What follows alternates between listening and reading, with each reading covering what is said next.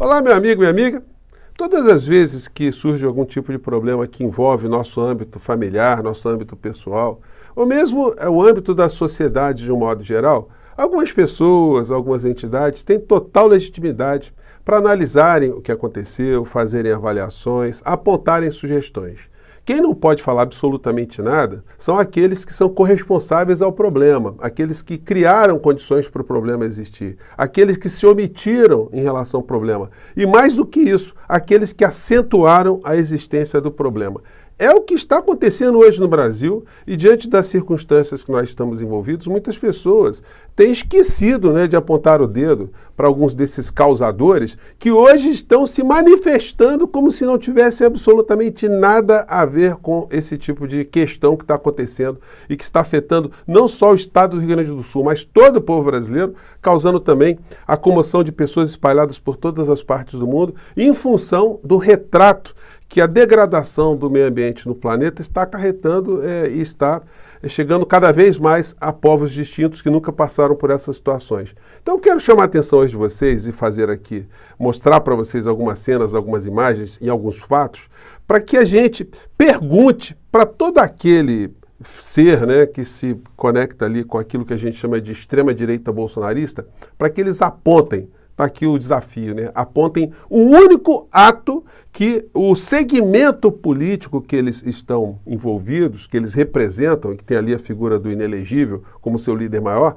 algum ato que eles fizeram em direção a minimizar qualquer problema ambiental, qualquer problema derivado das modificações climáticas aqui no nosso país. Qual governador bolsonarista, qual prefeito bolsonarista, que conjunto de deputados bolsonaristas fez alguma coisa efetivamente para que não tivesse acontecendo exatamente aquelas coisas todas que nós estamos vendo no Rio Grande do Sul? Pois bem, vou trazer aqui para vocês alguns fatos, algumas imagens, relembrar aqui algumas situações, mas antes de mais nada, é sempre muito importante convidar você que está chegando agora ao nosso portal, ainda não nos conhecia, para que você se inscreva aqui conosco, conheça também os nossos outros vídeos. Se você gostar, compartilhe, recomende, participe aqui das nossas atividades, mande seu comentário, dê o seu joinha, se puder, se inscreva aqui também no nosso clube de membros. Você que é muito bem-vindo e muito bem-vinda. Gente, eu acho que todos vocês que acompanham os desdobramentos da vida política do nosso país, vocês ficam muito irritados, quando vocês veem o nível de cinismo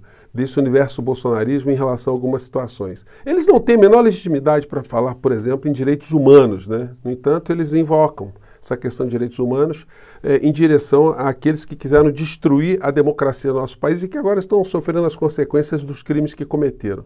Sem falar no âmbito de saúde pública, Quando eu fiz aqui um papo com vocês sobre o tema saúde, eu invoquei aqui que a ministra da Saúde do governo Lula, todas as vezes que fosse interpelada no Congresso Nacional por um desses vigaristas de extrema-direita que ajudaram a matar milhares e milhares de pessoas, que ela simplesmente se recusasse a responder, porque essas pessoas não têm legitimidade para falar absolutamente nada. Eles sequer deveriam estar presentes nesse tipo de ambiente. Essas pessoas que jogaram contra as vidas humanas aqui no nosso país. E hoje eles estão posando aí de críticos de ações governamentais que estão tentando ali superar as grandes dificuldades que estão acontecendo no estado do Rio Grande do Sul e que nesse momento só tem da extrema-direita o papel de estarem atrapalhando, de estarem jogando mentiras, de estarem desmotivando que outras pessoas se envolvam nessa história. Essa é a foto aqui dessa criatura, que é um desses aqui. Na verdade, há duas tragédias acontecendo no Brasil agora. Então, estava criticando, Então, fica a pergunta para essas figuras que a gente não tem como aliviar, gente. São pessoas que têm esse comportamento canalha, calhorda, Perguntar para o senhor Gustavo Gaia o que foi que o inelegível fez a favor do clima ou para evitar as questões de transformações climáticas que estão atingindo o nosso país nesse momento.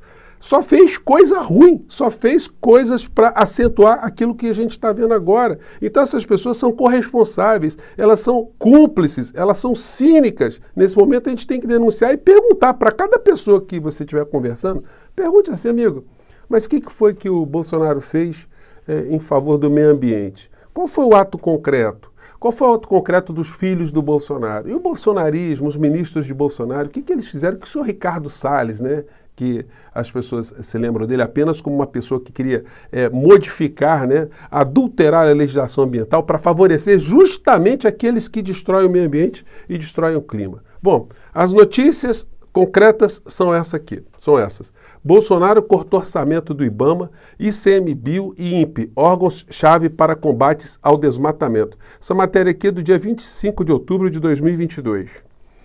O Bolsonaro foi até a abertura, né, da ONU, como acontece todas as vezes com os presidentes brasileiros, e foi falar lá de meio ambiente, né? O que ele falou? Falou alguma coisa concreta? Não, só atacando, né? E falando coisas como essa aqui.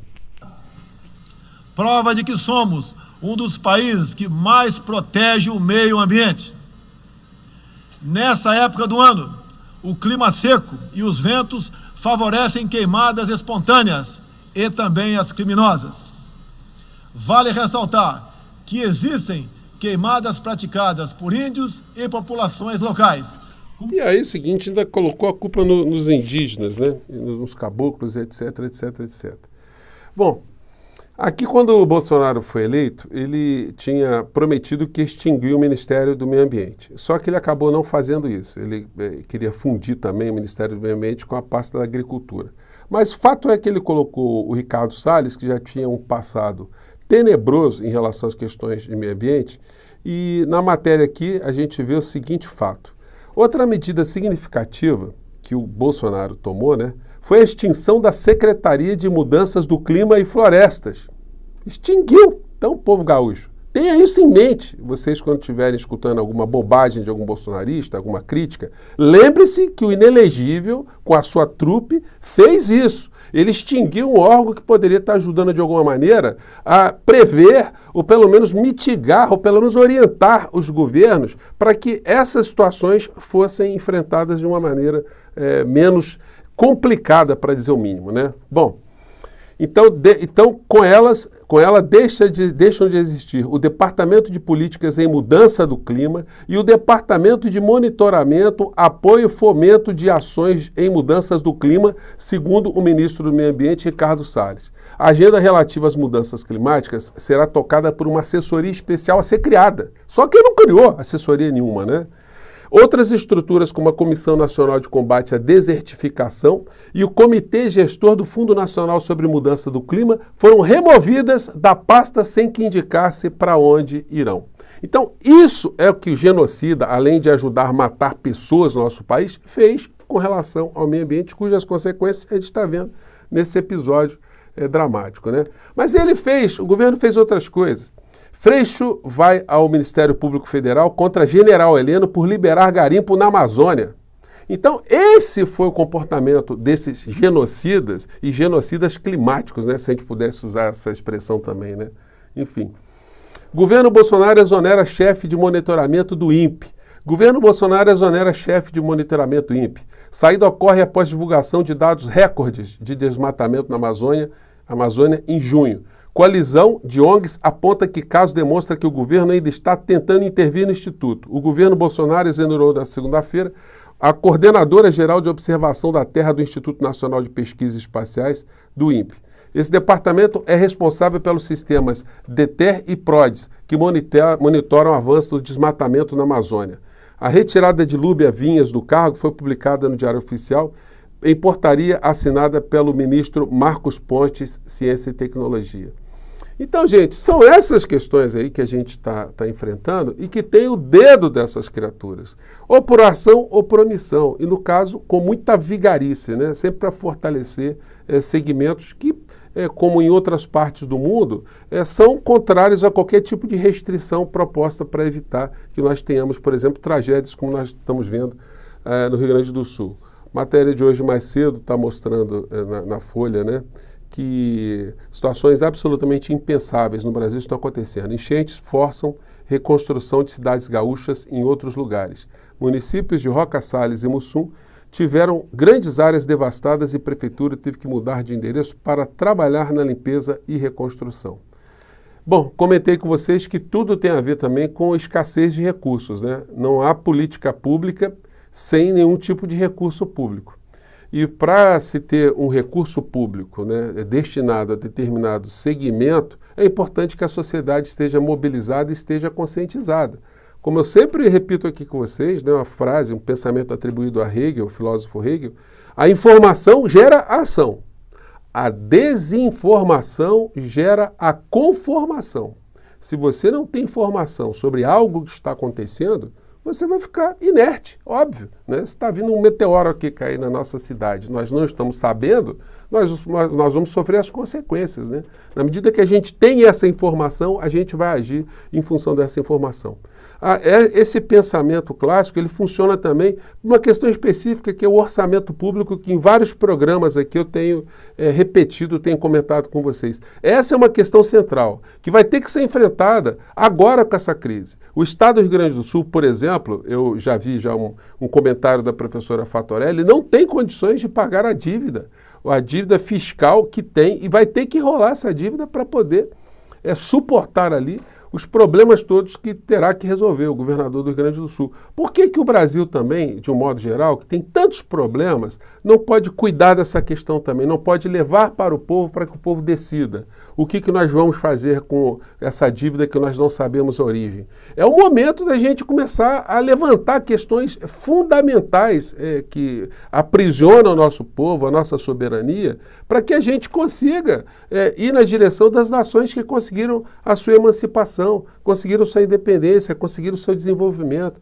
Quem viaja mundo afora, certamente fica sempre com essa interrogação, né? Por que que alguns povos conseguiram resolver seus problemas, tendo menos condições que o Brasil, e nós estamos aqui com problemas tão graves, discutindo ainda saneamento básico, mais de 40% da população não tem acesso à água potável. Não é só agora o povo do Rio Grande do Sul que está passando por essa situação. Então, nada como a gente ter esse espaço aqui para levantar essas questões, né?